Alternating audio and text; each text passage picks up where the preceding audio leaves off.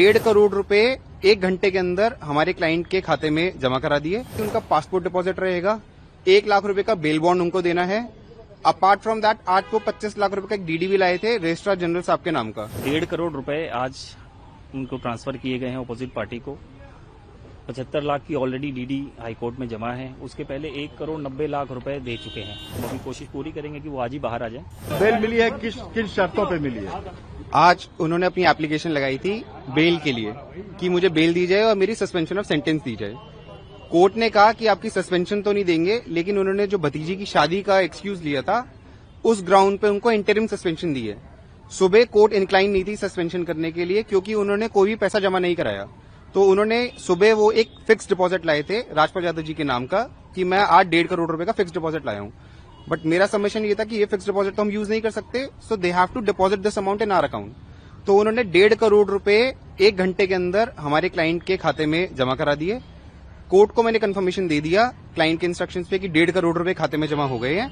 और पैसे के जमा होते ही कोर्ट ने, क्योंकि उन्होंने अंडरटेकिंग का कंप्लायंस कर दिया, उनको इंटरिम सस्पेंशन दे दी है 18 मार्च तक के लिए कि 18 मार्च तक तो आपको जेल नहीं भेजेंगे। और 18 मार्च को उनको फिजिकली प्रेजेंट होने को कहा है या वीसी से भी प्रेजेंट हो सकते हैं, क्योंकि आगे की अंडरटेकिंग्स उन्होंने बोला काउंसिल नहीं, वो खुद देंगे।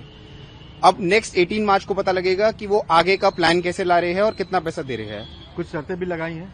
उन पे शर्तें लगाई है कि उनका पासपोर्ट डिपॉजिट रहेगा, 1 लाख रुपए का बेल बॉन्ड उनको देना है। अपार्ट फ्रॉम दैट आज वो 25 लाख रुपए का एक डीडी भी लाए थे रजिस्ट्रार जनरल साहब के नाम का। तो उनको वो रजिस्ट्रार जनरल के नाम का डीडी भी डिपॉजिट करना है 25 लाख रुपए का। आज हमारी बेल की एंट्रीम बेल की जो एप्लीकेशन थी उसमें एंट्रीम बेल हमारी अलाउ कर दी है। Subject to the term condition जो भी एमएम साहब के पास जो फॉर्मेलिटीज हैं वो हम आज पूरी कर लेंगे।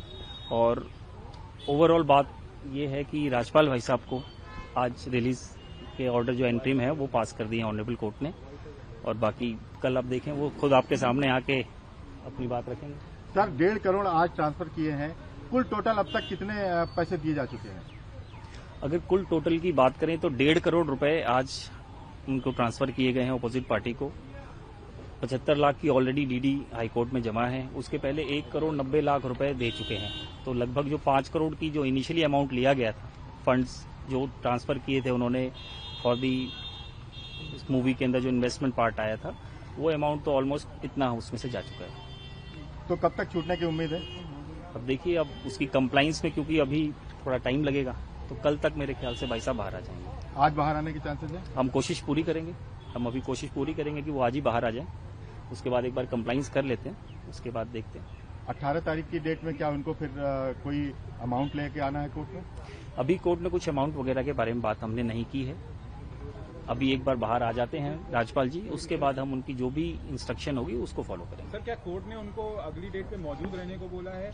हाँ जी, कोर्ट ने कहा है कि इधर वो थ्रू वीसी, अगर वो अपने काम में बिजी हैं तो वीसी से रह सकते हैं, अदरवाइज वो फिजिकली कोर्ट में मौजूद रहें, ताकि कोर्ट नहीं जा रही है कि अब तक जो हुआ है कि स्टेटमेंट और कमिटमेंट्स या जो भी इंस्ट्रक्शन है वो डायरेक्टली कोर्ट जा रही है कि कम से कम 2 या 3 बातें जो बाहर में अलग अलग तरीके की बातें जा रही हैं वो न जाके सीधे पिटिशनर क्या कहना चाह रहा है, राजपाल जी क्या कहना चाह रहे हैं, वो रिकॉर्ड पे आए।